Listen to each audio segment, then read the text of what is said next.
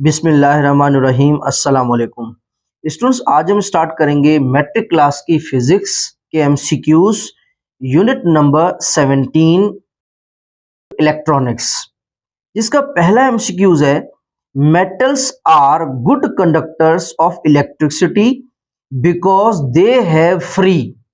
अब सबसे पहले हमें पता होना चाहिए कि कंडक्टर किसे कहते हैं। वो चीज जिसमें से करंट इजीली पास हो जाए, वो चीज जिसमें से इजीली करंट पास हो जाए, हम उसे क्या कहते हैं? कंडक्टर।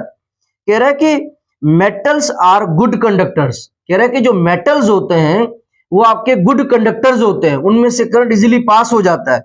तो metals are good conductor of electricity. Metals जो है वो गुड कंडक्टर्स होते हैं इलेक्ट्रिसिटी के। तो उनके पास ऐसा क्या होता है जिसकी वजह से उनमें से इजीली करंट पास हो जाता है?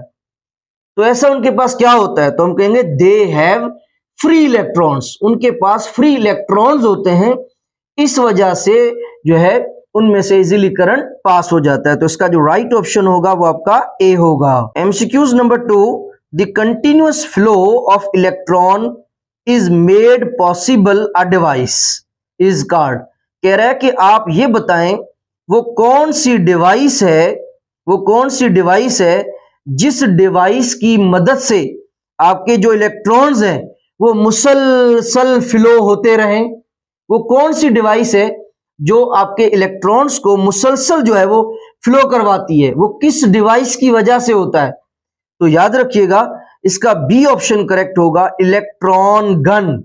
इलेक्ट्रॉन गन एक ऐसी डिवाइस है जिसकी मदद से कंटिन्यूअस फ्लो ऑफ इलेक्ट्रॉन्स हम करवा सकते हैं और इसी की वजह से ये काम होता है। तो इसका जो राइट ऑप्शन होगा वो आपका बी होगा। Number 3 MCQs, the electric field can B detect. कह रहा है इलेक्ट्रिक फील्ड को हम अगर डिटेक्ट करना चाहें, मालूम करना चाहें कि क्या कहीं कहीं पे इलेक्ट्रिक फील्ड है या नहीं है, तो वो कैसे हम मालूम करें, किसकी मदद से मालूम करें? तो याद रखिएगा इलेक्ट्रिक फील्ड को अगर हम डिटेक्ट करना चाहते हैं, मालूम करना चाहते हैं, उसकी प्रेजेंस को, मौजूदगी को चेक करना चाहते हैं, तो हम इलेक्ट्रॉन की मदद से जो है वो इजीली हम चेक कर सकते हैं। तो the electric field can be detected by electron. तो D option will be correct. MCQs number 4, if the direction of magnetic field is reversed, the direction of the force is. कह रहा है कि अगर हम मैग्नेटिक फील्ड के direction को हम रिवर्स कर दें, तो फिर जो फोर्स का डायरेक्शन होगा वो क्या हो जाएगा? याद रखिएगा जो फोर्स की डायरेक्शन होती है वो डिपेंड करती है मैग्नेटिक फील्ड के डायरेक्शन पर। अगर मैग्नेटिक फील्ड का डायरेक्शन रिवर्स्ड होगा तो फोर्स का भी डायरेक्शन रिवर्स्ड होगा। तो A option will be correct.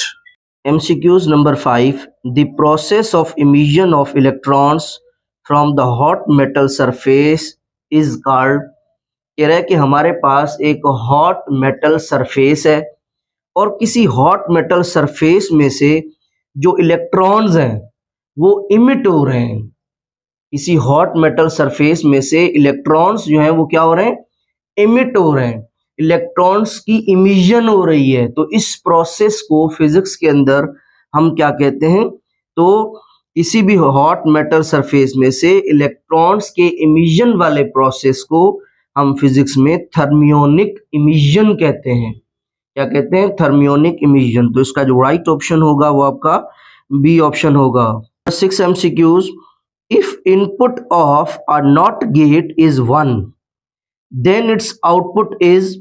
याद रखिएगा इस एमसीक्यूज में ये कह रहा है कि अगर हमारे पास कौन है? नॉट गेट है। कह रहा है कि अगर नॉट गेट का अगर इनपुट 1 होगा तो फिर उसका आउटपुट क्या होगा?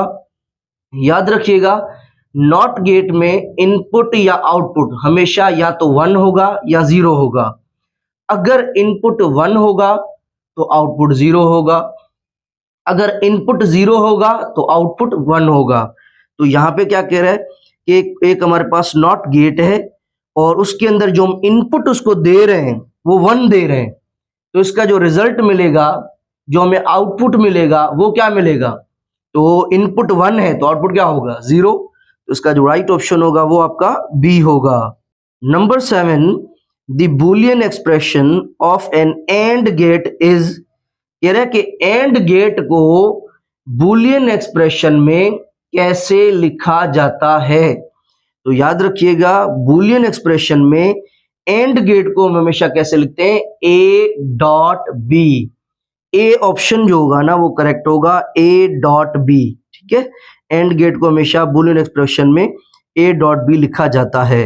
8 MCQs, इलेक्ट्रॉनिक्स कंप्राइजेज द, कह रहा है कि आपकी जो इलेक्ट्रॉनिक्स है ये कहाँ कहाँ इस्तेमाल होती है, कहाँ कहाँ कंप्राइज करती है।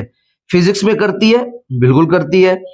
इंजीनियरिंग, बिल्कुल इंजीनियरिंग में भी होती है। टेक्नोलॉजी, बिल्कुल टेक्नोलॉजी में भी इस्तेमाल होती है। लास्ट ऑप्शन है ऑल ऑफ दीज, इन सारों के अंदर इस्तेमाल होती है। तो इलेक्ट्रॉनिक्स जो है इसका जो राइट ऑप्शन होगा वो आपका डी होगा। Number 9 MCQs, the boolean expression of an OR gate, कह रहा है कि और गेट को बुलियन एक्सप्रेशन में कैसे लिखा जाता है।